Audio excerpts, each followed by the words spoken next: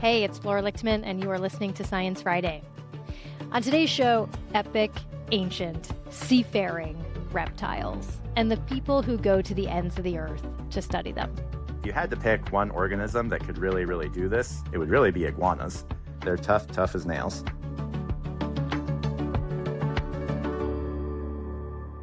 If you picture iguanas, you might imagine them sunbathing on the hot sand in the Caribbean or skittering around the Mojave Desert. But far, far away from where these iguanas are found is another group of iguanas living on the islands of Fiji and Tonga in the South Pacific, pretty close to New Zealand. And it begs the question, how did these iguanas end up all alone on the other side of the ocean? In the journal Proceedings of the National Academy of Sciences, scientists suggest that millions of years ago, iguanas hitched a ride on a raft and accidentally sailed all the way across the ocean before washing ashore and starting a new life. Here to discuss this intrepid adventure is Dr. Simon Scarpetta, evolutionary biologist and assistant professor at the University of San Francisco in California. Simon, welcome to Science Friday. Hi, Flora. Thanks for having me. Really excited to be here.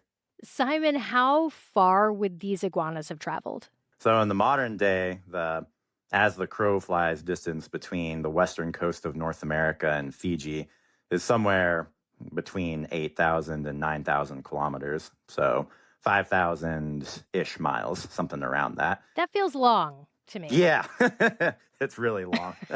It's quite long. Like, what should I be picturing? In my mind, when I think about it, it's, a big mat of vegetation or some downed trees that get knocked over by a storm or potentially even a tsunami. And there maybe are some iguanas in the trees or next to the trees, but however it happens, they or their eggs get caught up in all this vegetation, and then a series of ocean currents, drift them out far into the ocean, and eventually they make their way to the South Pacific. This feels like a Disney movie, but like instead of an intrepid girl with her chicken, it's just iguanas. It's iguanas making their way on their little flotilla from one place to the next. Is this a world sailing record for a land animal? It is. So yeah, that's of all of the known overwater dispersals, of which there are definitely others known, including in several other iguanas. This is the longest hypothesized one, and by a decent amount too, a few thousand miles or so. And so really what it gives us is information about just what is possible in the tree of life, just what animals and lizards in particular can do. And it's really incredible. I mean, this feels so improbable to me. How did you land on this hypothesis? Yeah, iguanas are a group of lizards that are currently found in the Caribbean and then in North America, especially in Central America, and then a bit into northern South America. And pretty much all of their close relatives are only found in the Western Hemisphere too. And then you have this group of these Fijian iguanas that are found all the way out in the South Pacific, really far removed. And so, it begs the question, how could they have possibly gotten there? And one of the first results that I found that, really caught my attention and then prompted further work was that the Fijian iguanas are most closely related to the North American desert iguanas that we have in Southern California and Arizona and then into northern Mexico. And so their closest relatives are 5,000 miles away. Exactly, yeah. And on the western coast of the United States and Mexico specifically. Wow. Okay, so that's just genetics. It's like if their close relatives are over here, they must have come from over here. Is that it? Well, that's definitely the first step towards getting there. So in addition to the genetic aspect, there's then dating the evolutionary tree of iguanas to try and figure out, what's the most probable ancestral place from which the Fiji iguanas came, and then how is the mechanism by which they got there. And so those models found pretty conclusively that the most probable ancestral range would have been North America, like you'd expect, and then the most probable mechanism would have been, dispersal directly from North America to Fiji, rather than moving through some other route, like going through South America and then Antarctica and then up, or through Beringia, which is, Alaska and eastern Russia, and then going all the way down through East Asia that way. Do these iguanas in the South Pacific, do they resemble the iguanas I would see in the desert in the Southwest? They do, yeah. Yeah, no, they have a lot of kind of surprising similarities to the desert iguanas that we have in the Southwest. Very interestingly, they have some similarities in the morphology of the teeth that you don't generally see in other iguanas. Yeah, there's a lot of morphological similarities, but then some decided differences too. So, relative to all of the other iguanas and chuckwallas that are known, they're much more slender. They have these sort of a bit more compressed snouts, longer tails. The Fijian iguanas are these, green, sort of resplendent, beautiful creatures, whereas the North American ones, also beautiful in my opinion, but they tend to be a bit more drab to More beautiful to an iguana scientist yeah, than more the beautiful lay to an public. iguana scientist who likes going out in the desert and and looking for lizards. Okay, I got to get back to the voyage because I'm still mesmerized by it. How long would this voyage have taken, do you think? There have been a number of different estimates proposed for that, but maybe as short as 2 months, and then maybe on the upper end to a year. What were they eating? How did they Yeah. survive? No, great question. So, and that's one of the other really cool things about this story is that if you had to pick one organism that could really, really do this, lizards in the general sense would be a great option. And then within lizards, if you had to pick one that would just be the best candidate, it would really be iguanas. So they have kind of a lot of organismal traits that I think predispose them to being able to, survive these long distance journeys. Why? Yeah. One is that they're large, so they have a decent amount, of mass to work with and to lose. Two is that their metabolism is something called ectothermic, which is often called cold-blooded. And so basically what that means is that they don't use a lot of energy to maintain a standing body heat like mammals and birds do. And so, it means that they have to eat a lot less. But there's other stuff too. So iguanas are also, predominantly herbivorous, though they do consume insects and small other things occasionally. So they could eat their raft. Exactly. That's exactly Yeah. it. They could potentially even eat their raft. And then on top of that, some species are pretty resistant to heat. They're resistant to starvation. And then some of the species are also pretty resistant to dehydration too. So again, especially those that live in the desert. But that said, obviously they could get some fresh water from eating the plants, but they could also conceivably get some fresh water from dew and things like that that would collect on a raft in the morning. Man, they're tough. They're tough creatures. Yeah, they're tough as nails. This story really changed my perception of iguanas. Like, I'm glad to hear it. I mean, I think I thought of them. I'm actually scared to say this to you as an No, go for it. an iguana stan. I thought of them as like, I don't know, just kind of like sunbathing, like hanging in the sand, plopped out. You know what I mean? Yeah, no, of course. And this study is making me think I've completely misunderstood them. Well, they do like to hang out in the sun. It's true. And they do kind of plop, especially the bigger species, honestly. The green iguanas that probably most everyone is most familiar with, they're kind of vibing a bit. But it's also like a work hard, play hard or something. Like they go hard on vacation, but it seems like I don't know what I need the right Yeah. catchphase for them.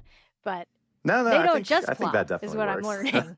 Yeah, no, the plopping is interspersed with doing things that are difficult or incredible or surviving hard conditions. And then when the times are chill, they just get to hang out. Work hard, play hard. That's how iguanas do it. Simon, thanks so much for joining me today. Yeah, of course. Thanks for having me, Flora. It's been a pleasure. Dr. Simon Scarpetta is an evolutionary biologist and assistant professor at the University of San Francisco in California. Do not go away, because coming up after the break, how a paleontologist found the fossil of a lifetime, a pregnant ichthyosaur. And I just got this, what I call the Icthyosaur fever, when you get mad and peace out with everybody and you yelling, you're yellowing. And I started and I went alone to look up for ichthyosaurs.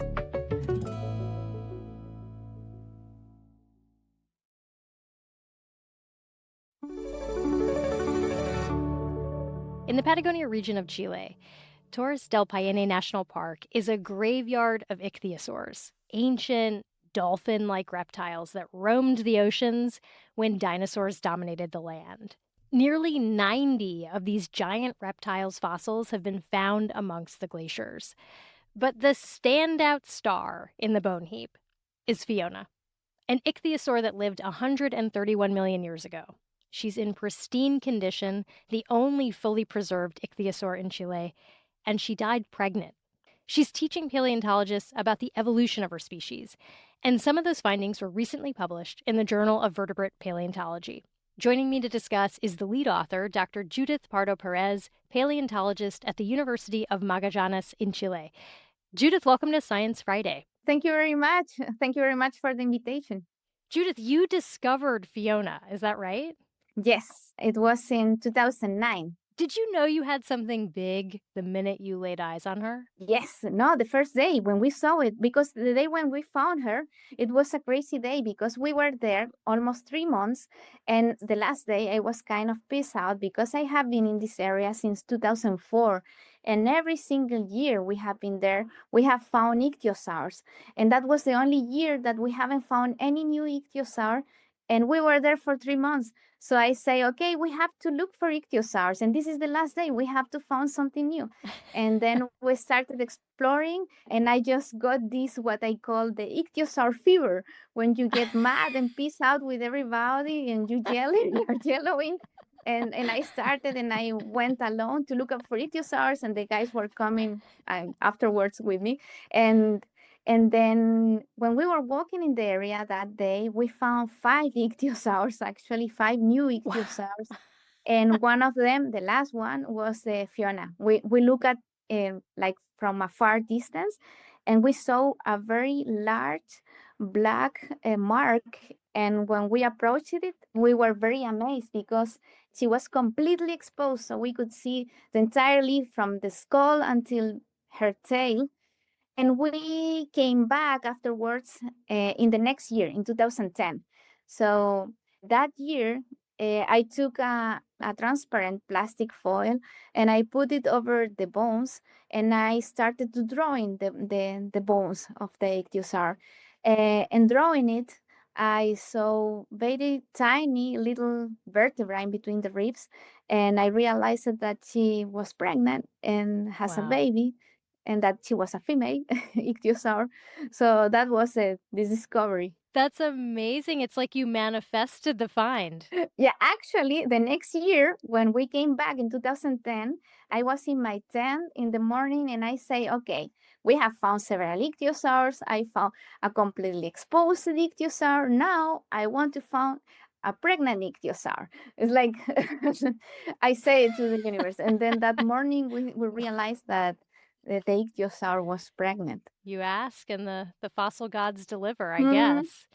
Yeah. So Yeah. she died pregnant, which like seems very cool to me as a layperson, but what can you learn from this? In this area, we have the ichthyosaur that was pregnant, but we also have found several neonates, so newborn, and also other ichthyosaurs that are adults. So several newborns, adults, a lot of food. So we think that this area was an area where they came to give birth. Like a nursery? Yeah, like a nursery area. So in this period of time in the history of ichthyosaurs, of what we know worldwide, we don't have information. So there is a gap in this time, which is during the early Cretaceous, 131 million years ago, and that will help us to understand the evolution of ichthyosaurs. Wow. Can we learn anything about how they gave birth from looking at the fetus? They give birth with the tail first. So the last thing in going out was the skull, because these were oxygen breathing animals. So this is the case with Fiona. You can see that the baby was going to be prepared to be born. But this is very interesting because the first ichthyosaurs, they were giving birth with the head first.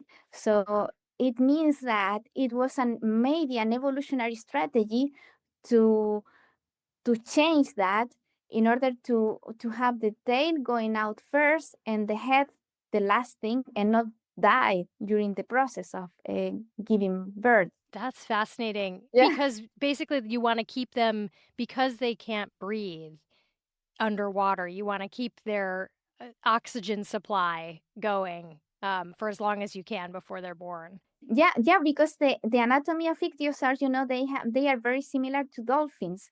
they are not related. Ichthyosaurs were marine reptiles and dolphins are marine mammals. But in anatomy, they are very similar because both animals lived and were very adapted to live in the sea. Got it. Why did you name her Fiona? It was because during the process of excavation, we put a glue that we use to protect the bones because of the vibration of the machine that we were using. And when we were doing it, she turned green, of green color. And we were super scary because they say, what's happening and why she's green and she's supposedly not to be green and everybody will be mad of me. and then we stopped to analyze what is happening. And with the magnifying glasses, we observed that there were little plants that were living in between the cracks and gave her this green color. So after that, we washed it with acetone and then she came back to the normal color. So that night, we started to draw names, and then Dr. Erin Maxwell from the Natural History Museum of Stuttgart, she said, maybe it can be Fiona, for Fiona of Shrek, and everybody liked it. From Shrek. Yeah. It's perfect. Yeah, it's perfect. Give me a sense of a day in your life when you're on an expedition. Yeah, expeditions here in Patagonia are very extreme because it requires a lot of logistics. So we drive the car for hours until the national park, and then we have to take to walk 9 hours until the area where we camp, and the horses take some of the loads. And we walk, and the helicopter take the heaviest load. So, and in the camp, you try to take data and to not die of cold because it's the weather is very complicated. Also, it's cold even in summer. You can have snow. Winds is also extreme. So taking data every day is very demanding and a lot of work. And for minimum a month, the expeditions that we go.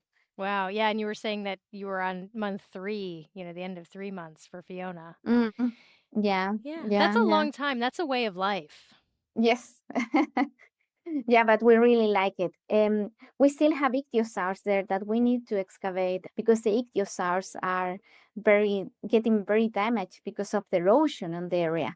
So they are going to be in a very short time slowly destroyed.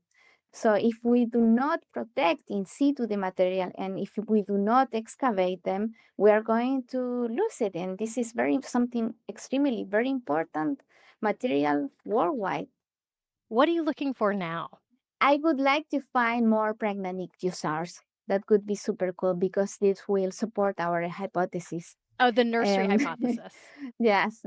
That would help us a lot. I love that. Well, good luck. Yeah, thank you very much.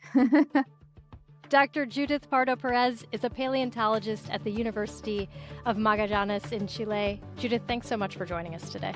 Thank you very much, Flora, for the invitation. It was very nice. I agree. And that is about all we have time for. Lots of folks helped make the show happen, including Diana Plasker, Jordan Smudgick, Emma Gomez, Valissa Mayers. I'm Flora Lichtman. Thanks for listening.